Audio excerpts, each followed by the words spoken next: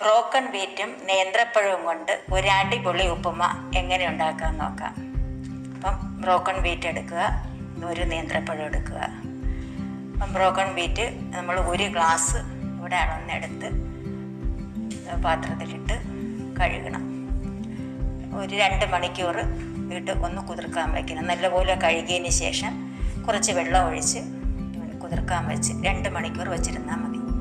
അപ്പോൾ ഇതിനാവശ്യമായ ചേരുവകളെന്ന് പറയുന്നത് കുറച്ച് സവാള, ഒരു സവാള, ഇത്തിരി പച്ചമുളക്, ഒരു തുണ്ട് ഇഞ്ചി. ഇതാ ഇവിടെ ബ്രോക്കൺ വീറ്റ് കുതിർന്നിട്ടുണ്ട്.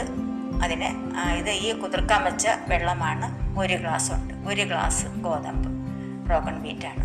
അപ്പോൾ ഇതിനെ കുക്കറിലോട്ട് ഇട്ട് കൊടുത്ത് ഈ 1 ഗ്ലാസ് വെള്ളവും കൂടി ചേർത്ത് വെച്ച് വേവിക്കണം.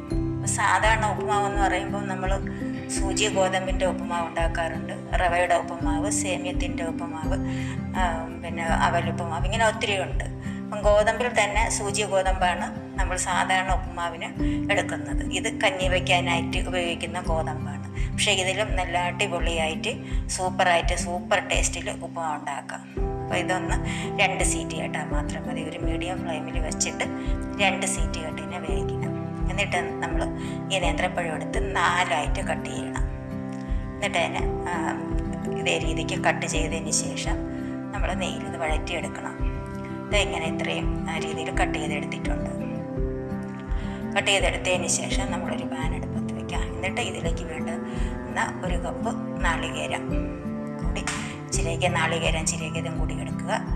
അതിനുശേഷം ഒരു പാൻ അടുപ്പത്ത് വെച്ചതിന് ശേഷം 1 സ്പൂൺ നെയ്യ് ഒഴിച്ച് ഈ ഏത്തപ്പഴത്തിന് ഇട്ടൊന്ന് വഴറ്റിയെടുക്കാവുന്നതാണ്.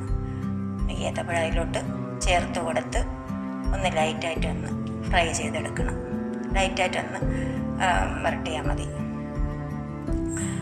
ഈ ബ്രോക്കൺ വീറ്റ് എന്ന് പറയുന്നത് നമ്മൾ കഞ്ഞി വയ്ക്കാനാണ്. കഞ്ഞിയുടെ കൂടെ അതായത് ശകലം കുറച്ച് ചെറുപയറും, 1 സ്പൂൺ ഉലുവ, വറ്റൽമുളക്, ഉപ്പ്, ഒരു വറ്റൽമുളക്, ഇച്ചിരി ഉപ്പും കൂടി ചേർത്ത് കഞ്ഞി വെച്ച് കുടിക്കാറുണ്ട്.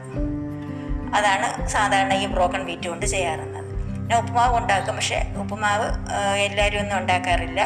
പക്ഷേ ഇങ്ങനെ ഉപ്പുമാവ് വയ്ക്കുമ്പോൾ നല്ല ടേസ്റ്റാണ്. അപ്പോൾ ഇതവിടെ നേന്ത്രപ്പഴം ഒന്ന് ലൈറ്റായിട്ട് ബ്രൗണായി നെയ്യിൽ മൂത്ത് അത് കഴിഞ്ഞിട്ട് നാളികേരം കൂടി ചേർത്ത് നല്ലപോലെ മിക്സ് ചെയ്ത് എടുക്കണം.